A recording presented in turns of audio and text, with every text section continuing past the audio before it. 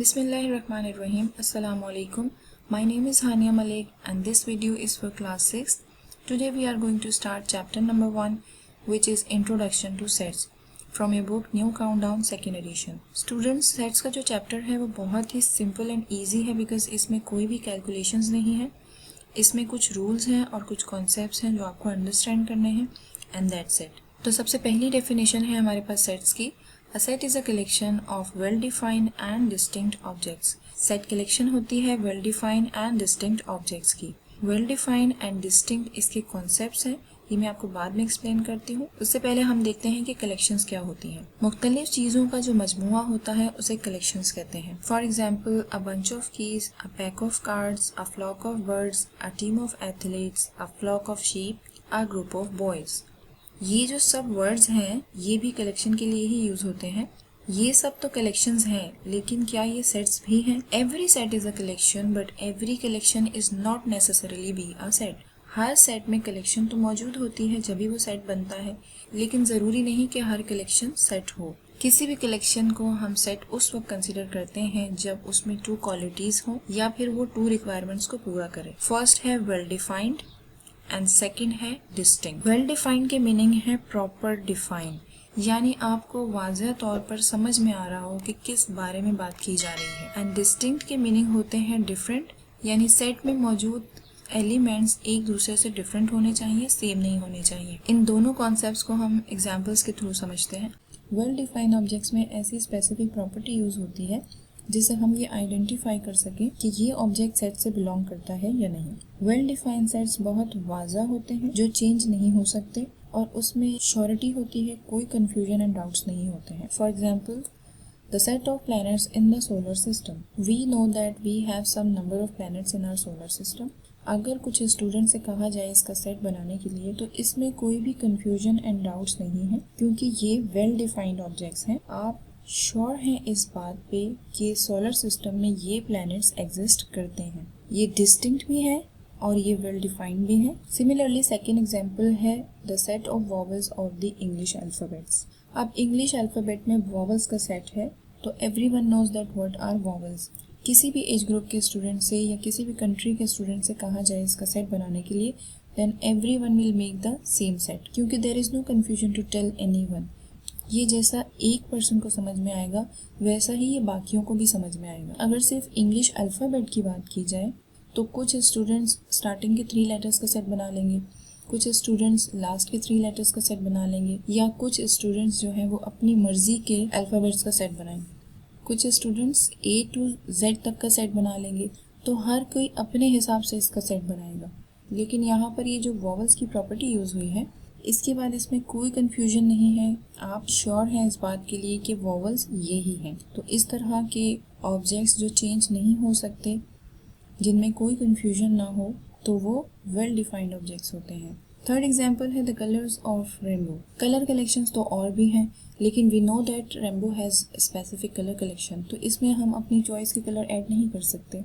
या किसी से इसका सेट बनाने के लिए कहा जाए तो इसका हर कोई डिफरेंट सेट नहीं बनाएगा क्योंकि इसकी कलर कलेक्शन वाज़ह है, जिसमें कोई डाउट नहीं है, जिसमें पूरी श्योरिटी मौजूद है. तो इस तरह के जो ऑब्जेक्ट्स होते हैं वो वेल डिफाइंड ऑब्जेक्ट्स होते हैं. अब बात करते हैं नॉट वेल डिफाइंड ऑब्जेक्ट्स की. नॉट वेल डिफाइंड ऑब्जेक्ट्स वो होते हैं जो कि पर्सनल ओपिनियन पे डिपेंड करते हैं और जो क्लियर नहीं होते. उसमें हमेशा कन्फ्यूजन होती है, उसमें कोई श्योरिटी नहीं होती, वो पर्सन टू पर्सन डिफरेंट हो सकता है. For example, a group of popular children in school. यहाँ पर ये जो पॉपुलर की प्रॉपर्टी यूज़ की गई है ये किस क्राइटेरिया की बेस पर पॉपुलर है? क्या वो एकेडमिक्स में अच्छे हैं, क्या वो स्पोर्ट्स में अच्छे हैं, क्या वो वेल बिहेव्ड हैं? इसमें कोई क्लैरिटी नहीं है. किसी की नज़र में वो वेल बिहेव्ड होंगे या किसी की नज़र में वो स्पोर्ट्स में अच्छे होंगे. तो पर्सन टू पर्सन ये डिफरेंट होगा. तो इस तरह की जो कलेक्शन होती है वो नॉट वेल डिफाइंड होती है. सेकेंड एग्जाम्पल है a group of interesting books. जिस तरह सबके ओपिनियन डिफरेंट होते हैं इस तरह सबकी चॉइसेस और सबके इंटरेस्ट भी डिफरेंट होते हैं क्योंकि यहाँ पर इंटरेस्टिंग की प्रॉपर्टी यूज़ की गई है और इसमें कोई श्योरिटी नहीं है क्योंकि different things to different people. किसी को कुकिंग की बुक्स में इंटरेस्ट होता है, किसी को स्टोरी बुक्स अच्छी लगती हैं, किसी को इस्लामिक बुक्स पसंद होती हैं. तो ये भी पर्सन टू पर्सन डिफरेंट होगा. अगर इसका सेट बनाने के लिए कहा जाए तो हर कोई अपने हिसाब से इसका सेट बनाएगा क्योंकि ये एक वेल डिफाइंड प्रॉपर्टी नहीं है। थर्ड एग्जाम्पल है a group of tall boys. अब कुछ लोगों की नज़र में 6 फीट के बॉयज़ टॉल होते हैं, कुछ लोगों को 5.5 की भी टॉल लगते हैं और कुछ लोगों को 5'11" के टॉल लगते हैं। तो ये सब टॉल की कैटेगरी में ही आते हैं। जब इसका सेट बनेगा तो ये भी पर्सन टू पर्सन डिफरेंट रहेगा, क्योंकि यहाँ पर कोई वेल डिफाइंड प्रॉपर्टी यूज़ नहीं की गई है। अगर यहाँ पर मेंशन होता कि 6 फीट के टॉल बॉयज़ का सेट है तो फिर ये वेल डिफाइंड सेट होता। अब बात करते हैं सेकंड कॉन्सेप्ट की, जो है डिस्टिंक्ट ऑब्जेक्ट्स। डिस्टिंक्ट के मीनिंग होते हैं डिफरेंट, यानी सेट के जो ऑब्जेक्ट्स हैं वो एक दूसरे से डिफरेंट होने चाहिए, सेम नहीं होने चाहिए। For example set of letters in the word mathematics. Mathematics का जो वर्ड है इसके लेटर्स का सेट बनाना है। हम इस सेट को एम नेम असाइन करते हैं और सबसे पहला लेटर है इसमें M, A, then T, H, E, उसके बाद एम है। According to set theory sets के जो ऑब्जेक्ट्स हैं वो डिफरेंट होने चाहिए। सेट में रिपीटिशन नहीं होती है तो ये हम एम नहीं लिखेंगे। उसके बाद ए है, ए भी यूज़ हो चुका है, ये भी नहीं लिखेंगे। टी भी यूज़ हो चुका है, देन हम लिखेंगे आई, सी एंड एस। तो वर्ड मैथमेटिक्स के लेटर्स का सेट कुछ इस तरह से बनेगा। सेकेंड है set of letters in the word Antarctica. So इस सेट को हम ए कंसिडर कर लेते हैं और हम लिखेंगे इसमें ए, एन, टी, देन ए रिपीटेड है, हम ए नहीं लिखेंगे, आर, सी, टी भी रिपीटेड है, देन उसके बाद हम लिखेंगे आई, सी और ए भी रिपीटेड है, तो इसका सेट कुछ इस तरह से बनेगा। इस एग्जाम्पल में आप देखें A is a set of 1, 2, 3, 4, 5। जितने भी ऑब्जेक्ट्स हैं वो सब के सब डिफरेंट है, कोई भी सेम ऑब्जेक्ट नहीं है। सेट बी में यहाँ पर जो 3 है वो रिपीटेड है, ये सेट डिस्टिंक्ट नहीं है तो ये सेट भी नहीं है। अब बात करते हैं सेट नोटेशंस की। सेट्स को हम 3 डिफरेंट फॉर्म्स में रिप्रेजेंट कर सकते हैं, descriptive form, tabular form and set builder form. First है डिस्क्रिप्टिव फॉर्म।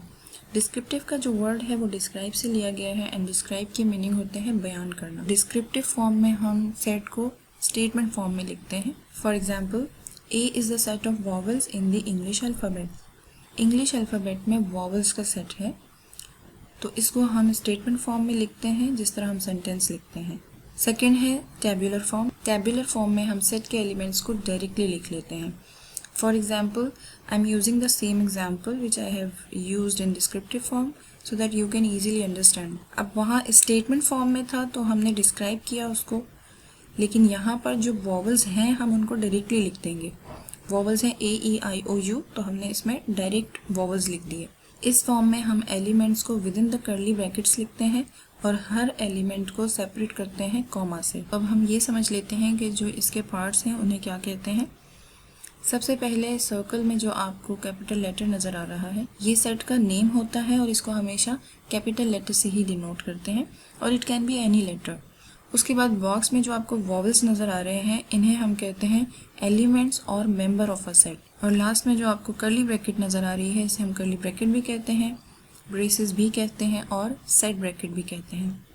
अब हम बात करते हैं थर्ड फॉर्म की। सेट बिल्डर फॉर्म में हम सेट्स को एक रूल के तहत लिखते हैं। इसको लिखने का और इसको रीड करने का जो पैटर्न है वो थोड़ा सा डिफरेंट है। सेट बिल्डर एक ऐसी फॉर्म है जिसमें आप बड़े बड़े सेट्स को इजीली लिख सकते हैं। मोस्टली स्टूडेंट्स को सेट बिल्डर फॉर्म मुश्किल लगती है क्योंकि ये एक मैथमेटिकल सेंटेंस की तरह लिखा होता है। ये बिल्कुल भी मुश्किल नहीं है, अगर आप प्रैक्टिस करें और अपना कॉन्सेप्ट क्लियर करें तो आपको ये ईजी लगेगा। एग्जाम्पल है हमारे पास यहाँ पर, इसमें ये x है जो कि एक वेरिएबल है और ये जो बाकी पार्ट है ये इस वेरिएबल की डिटेल है। पहले हम ये समझ लेते हैं कि जो ये इनके पार्ट्स हैं इनको क्या कहते हैं। सबसे पहले ये जो आपको ब्रैकेट नज़र आ रही है इस सेट बिल्डर फॉर्म में हम इसे रीड करते हैं सेट ऑफ। उसके बाद जो x है वो एक वेरिएबल है और इसे हम रीड करते हैं ऑल x के बाद आपको एक वर्टिकल बार नज़र आ रही है या वर्टिकल लाइन, इसे हम रीड करते हैं सच दैट। आप इसकी जगह कॉलन भी यूज़ कर सकते हैं क्योंकि आपकी बुक में कहीं पर कॉलन यूज़ हुआ हुआ है और कहीं पर ये वर्टिकल बार, तो आप इन दोनों में से कोई सा भी यूज़ कर सकते हैं। तो अब हम इसको रीड करते हैं। ए is the set of all x such that x is a vowel of the English alphabet. अब यहाँ पर हम तीनों फॉर्म्स का कंपैरिजन करते हैं कुछ एग्जाम्पल से। तो पहली एग्जाम्पल है हमारे पास, A is the set of real numbers less than 9। यहाँ पर ये डिस्क्राइब किया गया है कि रियल नंबर्स का सेट है जो कि लेस देन 9 है, जो कि डिस्क्रिप्टिव फॉर्म है। जब हम इसको टेबुलर में लिखेंगे तो जो भी रियल नंबर्स हैं हम उनको डायरेक्टली लिख देंगे with in the curly bracket and each element should be separated by comma. Less than 9 है तो हम 8 तक लिखेंगे।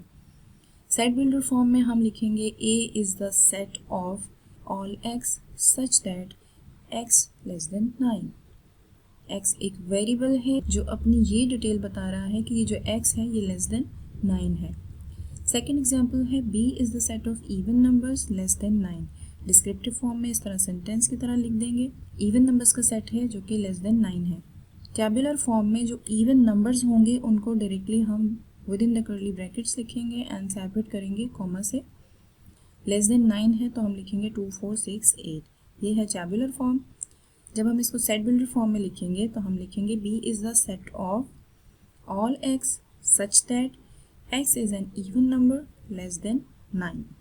x जो है वो इवन नंबर है जो कि लेस देन 9 है। थर्ड एग्जाम्पल हमारे पास है, c is the set of natural numbers less then और इक्वल टू 18। नेचुरल नंबर्स का सेट है जो कि लेस देन भी है और इक्वल भी है 18 के। ये हमने डिस्क्राइब किया है। अब जब हम इसको टेबुलर फॉर्म में लिखेंगे तो जो भी नेचुरल नंबर्स लेस देन और इक्वल टू 18 होंगे वो हम डायरेक्ट इस तरह लिख देंगे। यहाँ पर लेस देन भी कहा है और इक्वल भी कहा है तो इसलिए 18 भी हम इसमें इंक्लूड करेंगे। जब हम इसको सेट बिल्डर फॉर्म में लिखेंगे तो हम लिखेंगे c is the set of all x such that x less than and equal. ये लेस देन का साइन है और इसके नीचे जो आपको एक लाइन नज़र आ रही है इसकी मीनिंग है लेस देन और इक्वल टू 18। इस सेट को हम इस तरह भी लिख सकते हैं, c is the set of all x such that x belongs to n। यानी जो x है इसका ताल्लुक n से है, नेचुरल नंबर से।